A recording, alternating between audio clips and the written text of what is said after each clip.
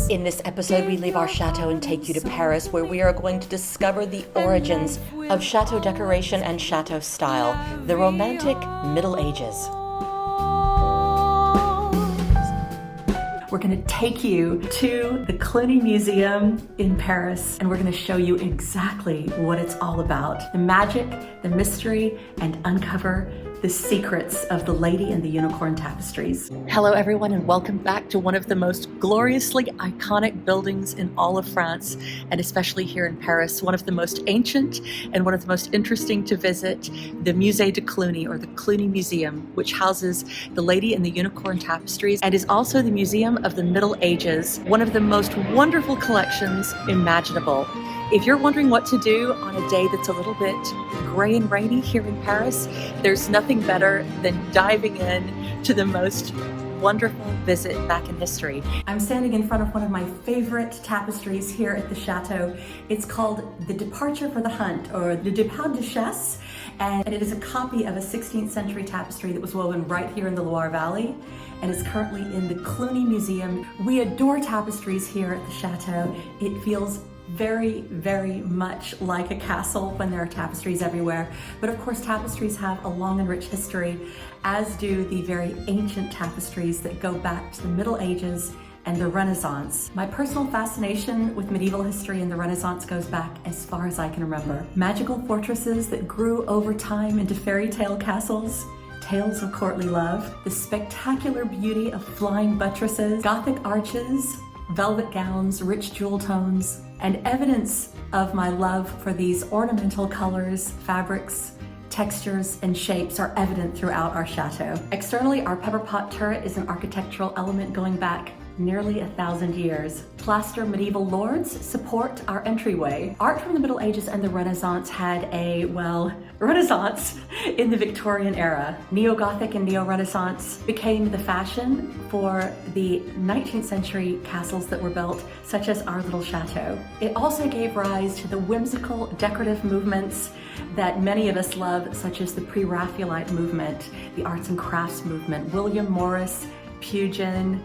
Evident throughout our little chateau, we still have a fascination for the tapestries, for the sculptures, for the Gothic arches, and for these other elements that really take us back to an era of courtly love. The Cluny Museum is one of the most mysterious and interesting buildings in the whole of Paris. It used to be Roman baths that have transformed into many iterations over the centuries, and we are going to show you some of its secrets, but its most marvelous secrets held within are the incredible Lady the Unicorn tapestries. Here I am with my sister Ashley. Let's go have some fun. I'm ready.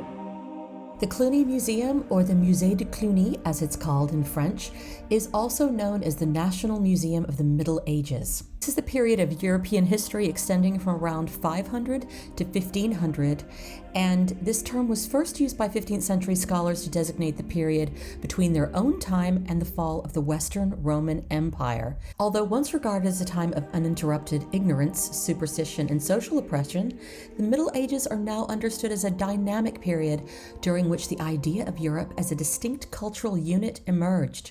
During late antiquity and the early Middle Ages, political, social, economic, and cultural structures were profoundly reorganized as the Roman imperial traditions gave way to those of the Germanic peoples who established kingdoms in the former Western Empire. The Cluny is a rare example of the architecture of medieval Paris, erected in the late 15th century after the Cluny Abbey acquired the ancient Roman baths in the year 1340. In the 1400s and early 1500s, much of the architecture that we see now was created incorporating Gothic and early Renaissance elements. In addition to being an abbey with famous inhabitants such as Mary Tudor, Henry VIII's sister, it was also used as an observatory by astronomers. In December of 1832, the archaeologist and art collector Alexandre de Sommerard bought the Cluny and used it to display his personal, very large collection of medieval and Renaissance objects, and then upon his death in 1842, the collection was purchased by the French state.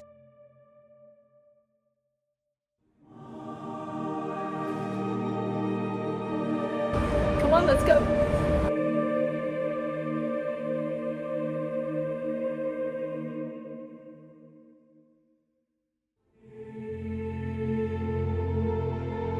So people come to the Musee de Cluny for the Lady and the Unicorn tapestries, but there's so much more to see here. It's just extraordinary. As we enter, we're met with the crowns of the Visigoths that date back to the 4th through the 7th centuries. How incredible to see how the techniques of jewelry making have remained so similar after so many hundreds of years.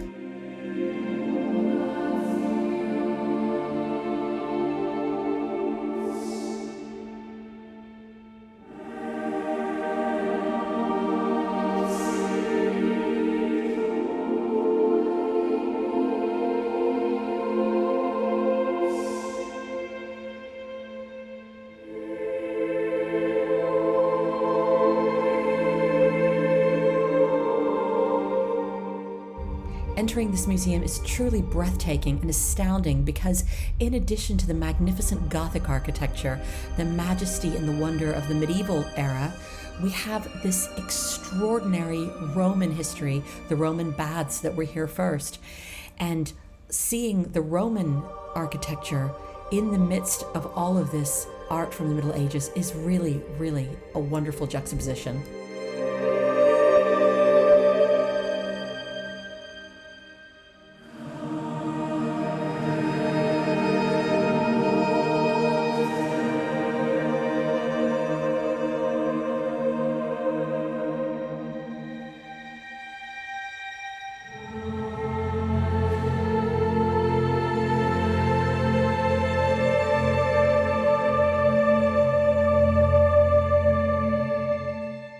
One of the most beautiful statues found here at the Cluny is the statue of Adam, which was originally in the south facade of the Notre Dame Cathedral and was probably sculpted by Pierre de Montreuil in the mid-13th century.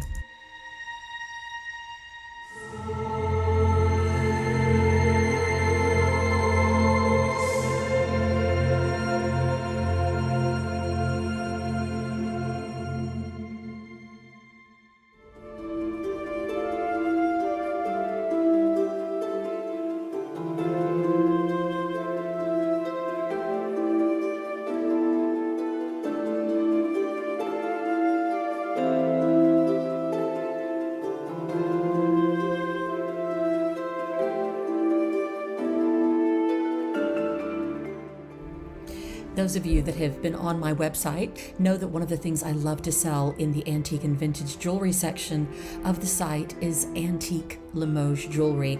But what many of you may not realize is that the technique of enameling goes back much farther than any of us can possibly imagine. Limoges enamel, or Champ-Levé enameling, was developed in the 12th century. The Limoges region of France emerged as the artistic center for this practice by 1150. Limoges enamel became famous for its remarkable, vibrant colors, but the enamel workshops from the Limoges regions produced one-of-a-kind works, especially for prestigious patrons such as the Plantagenet court and the papacy. If you'd like to own a little piece of your own medieval history, I've got these wonderful pieces, most of which date back to the Art Nouveau era, around the time of the arts and crafts movement, and like this incredible Limoges brooch, which depicts medieval figures, but it dates to around 1900, and of course, some beautiful pieces of Joan of Arc, such as this exquisite brooch, and also some really lovely reversible pendants in both silver and gold, also dating back to the Art Nouveau period. And on our website, we have the exclusive reproductions of this extraordinary print by Albert Lynch dating to 1893, which is currently held in our personal collection, but beautiful prints are available online as well.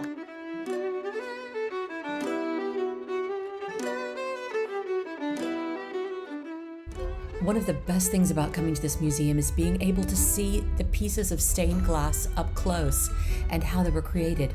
Usually in the cathedrals, they're so far away that it's really very difficult to see the details and the craftsmanship up close.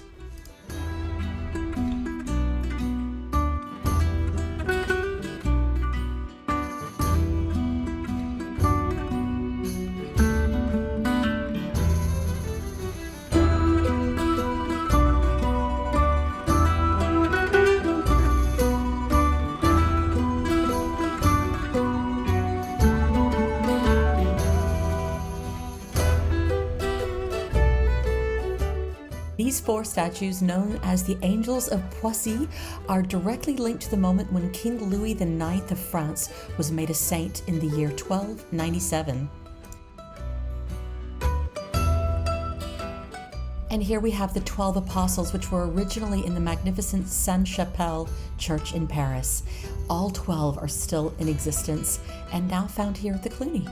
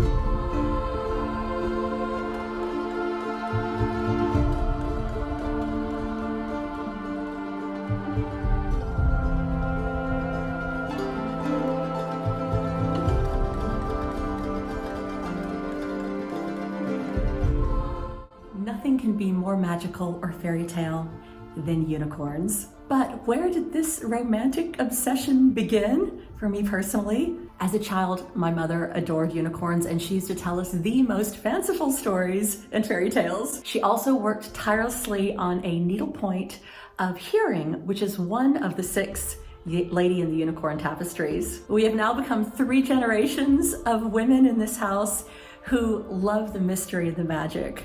But what we really want to know is when we look at these extraordinary tapestries that are held in this extraordinary building in Paris, where did the influence come from? The symbolism, all of the wonderful, rich colors, what does it all mean?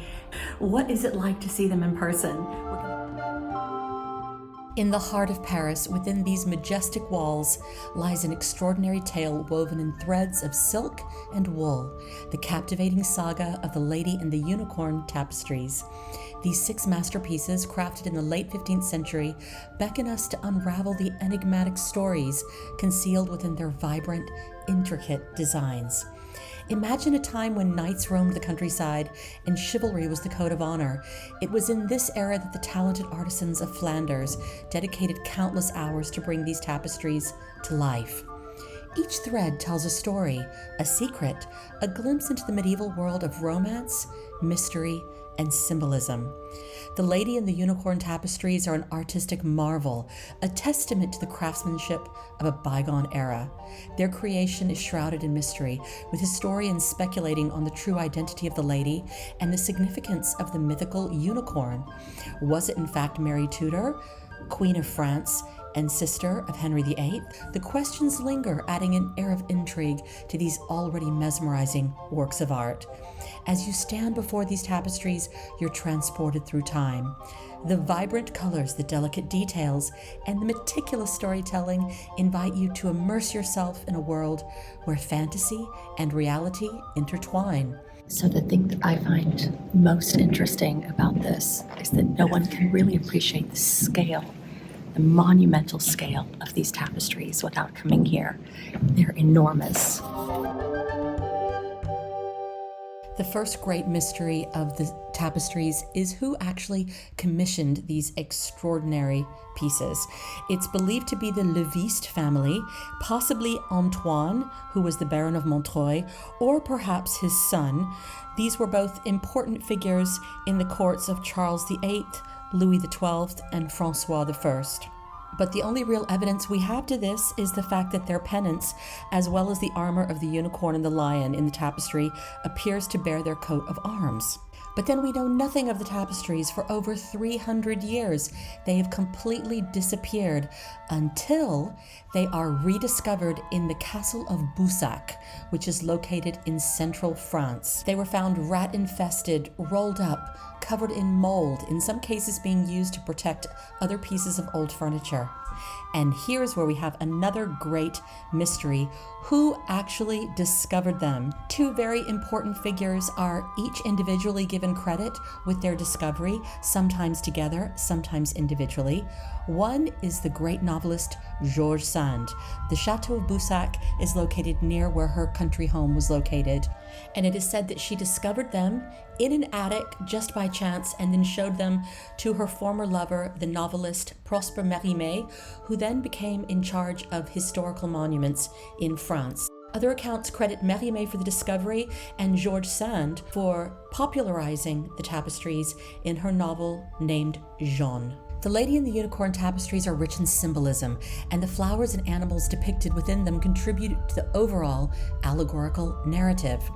The unicorn is of course a mythical creature, often symbolizing purity, grace, and elusive beauty. In the context of the tapestries, the unicorn is frequently associated with themes of love, chastity, and spiritual pursuits. The lion represents strength, courage, and valor, and in some interpretations, the lion may symbolize the earthly, contrasting with the unicorn's more otherworldly and ethereal qualities. The other animals, such as dogs, rabbits, and birds, may represent aspects of the natural world and contribute to the overall theme of unity between humanity and nature. And then we have the mille fleurs background, which means thousands of flowers.